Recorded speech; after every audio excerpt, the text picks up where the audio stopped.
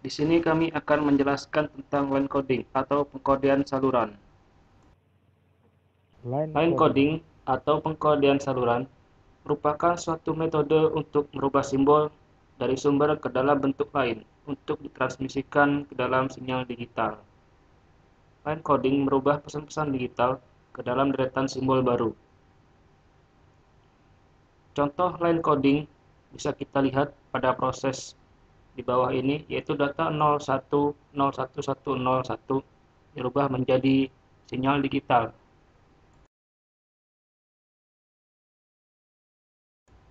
Line coding merupakan konversi data digital menjadi sinyal digital. Data digital tersebut bisa berisi teks, gambar, audio, maupun video. Line coding memiliki beberapa tujuan. Yang pertama yaitu merekayasa spektrum sinyal digital. Dua, untuk proses sinkronisasi antara sender dan receiver. Tiga, dapat digunakan untuk menghilangkan komponen sinyal DC. Empat, untuk menaikkan data rate. Dan lima, untuk deteksi kesalahan. Secara umum, line coding terbagi atas tiga kategori utama. Yang pertama adalah unipolar, kedua polar, dan yang ketiga adalah bipolar. Kategori line coding pertama adalah unipolar. Persinyalan unipolar ini memiliki bentuk yang masih sangat sederhana dan primitif. Persinyalan unipolar menggunakan polaritas positif untuk menyatakan kode binirnya. Pada unipolar ini hanya menggunakan satu voltage level, yaitu level positifnya saja. Biner 0 sama dengan bernilai 0, sedangkan biner 1 bernilai positif. Biner 1 dinyatakan oleh plus A volt dan biner 0 dinyatakan oleh level 0 volt. Jenis pengkodean ini dikenal sebagai on-off keying atau OOK. Contoh dari unipolar bisa kita lihat pada simulasi ini, di mana data 01, 01, 101 dirubah ke dalam sinyal digital. Sinyal tersebut dimulai dari 0, lalu 1, 0, 1, 1, 0, dan akhirnya menjadi 1.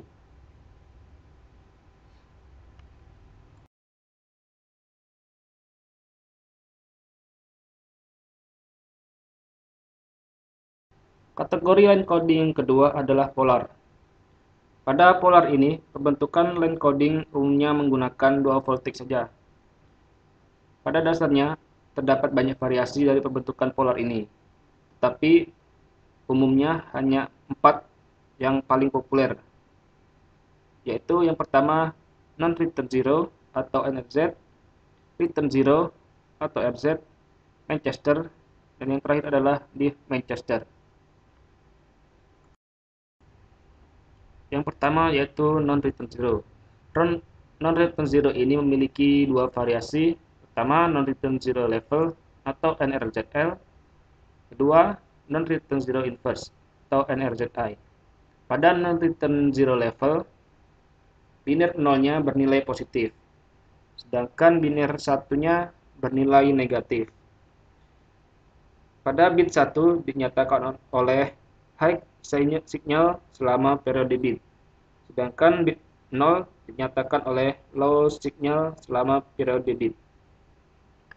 Contohnya bisa kita lihat pada simulasi ini, di mana data 01011101 dirubah ke dalam sinyal digital. Pada sinyal digital ini dimulai dengan bit 0, di mana dimulai dari posisi positif. Dan hasilnya bisa kita lihat. Dan yang kedua adalah non-return zero inverse. Ciri dari non-return zero inverse ini yaitu perubahan baris akan terjadi apabila bertemu dengan biner 1 atau positif. Contohnya bisa kita lihat pada data 01011101 dirubah ke dalam sinyal digital. dan hasilnya bisa kita lihat pada simulasi ini.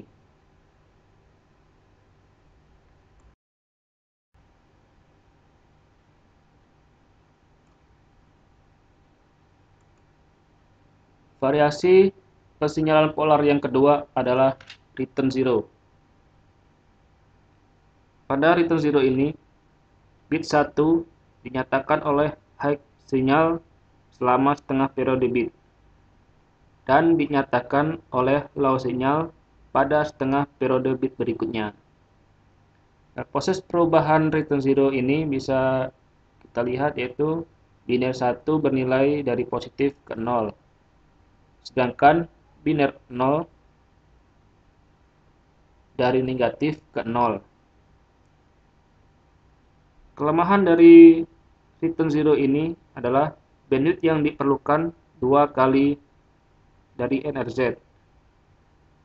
Kemudian sulit mengambil informasi clock bila ada deretan 0 yang panjang. Kemudian kelemahannya yaitu masih mengandung komponen DC. Contohnya bisa kita lihat dari simulasi ini, yaitu data 01, 01, 101 dirubah ke dalam sinyal digital, dan hasilnya bisa kita lihat seperti pada simulasi ini.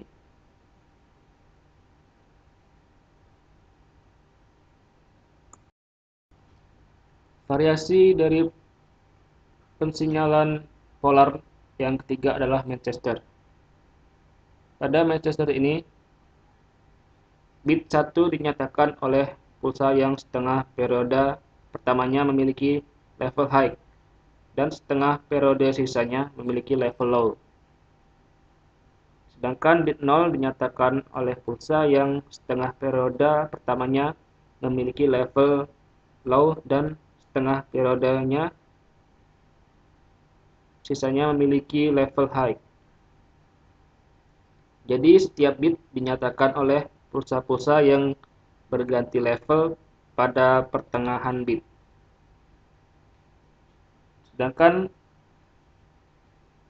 contohnya bisa kita lihat pada simulasi ini, data 01, 01, 101 dirubah ke dalam bentuk sinyal digital. Proses perubahannya ini yaitu biner 1 sama dengan bernilai negatif ke positif, sedangkan biner 0 dari positif ke negatif.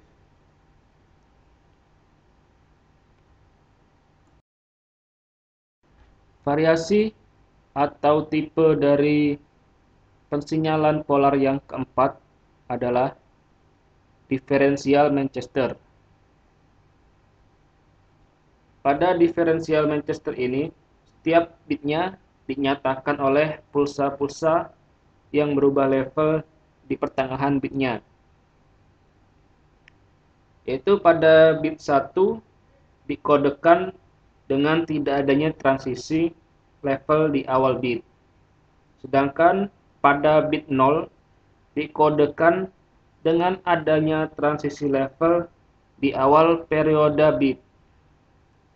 Contohnya pada simulasi ini data 01, 0, 0, 1, 1, 1 dirubah ke dalam sinyal digital. Terjadinya perubahan ini ditandai dengan adanya garis pada setiap permulaan baris. Sedangkan perubahannya sendiri tergantung pada bit 0-nya itu. Di mana jika ada perubahan baris berarti ada perubahan bit 0. Sedangkan jika tidak ada perubahan baris bermakna bernilai bit 1. Dan hasilnya bisa kita lihat pada simulasi ini.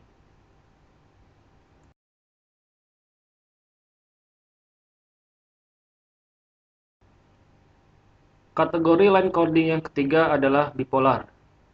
Pada bipolar ini menggunakan 3 voltage level, yaitu positif, negatif, dan 0. Pada bipolar ini umumnya terdapat dua kategori, yaitu alternate mark inversion atau AMI dan multi-transition. Pada AMI ini memiliki karakteristik sinyal, yaitu tidak memiliki komponen DC atau kelebihan komponen DC, dan tidak memecahkan masalah kehilangan sinkronisasi bila terdapat deretan nol yang panjang. Contoh alternate mark inversion yaitu pada simulasi ini data 01011101 dirubah ke dalam sinyal digital, yaitu pada biner 0 tetap memiliki nilai 0, sedangkan pada biner 1 yaitu pada biner 1 pertama akan bernilai positif, sedangkan pada biner 1 kedua akan bernilai negatif, dan begitu juga seterusnya. Dan dapat kita lihat hasilnya pada simulasi ini. Seperti ini hasilnya.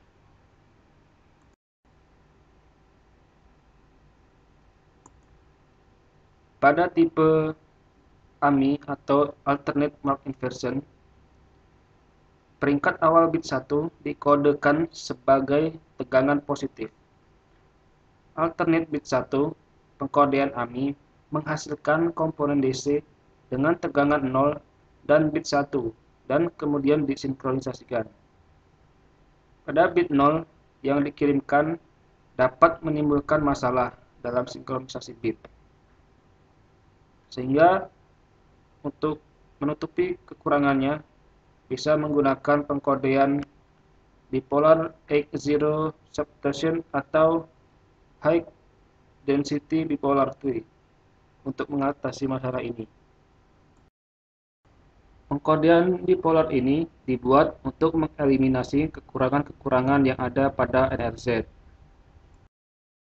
Kategori bipolar yang kedua adalah multi-transmission tree level atau MLT3. Pada multi-transmission ini, perubahan transisi terjadi karena adanya biner 0. Pada biner 0 sama dengan tidak ada perubahan, tapi pada biner 1 pertama akan jadi positif. Setelah bertemu biner 0, maka biner 1 berikutnya akan jadi negatif, dan seterusnya. Contohnya pada simulasi ini, data 01011101 dirubah ke dalam sinyal digital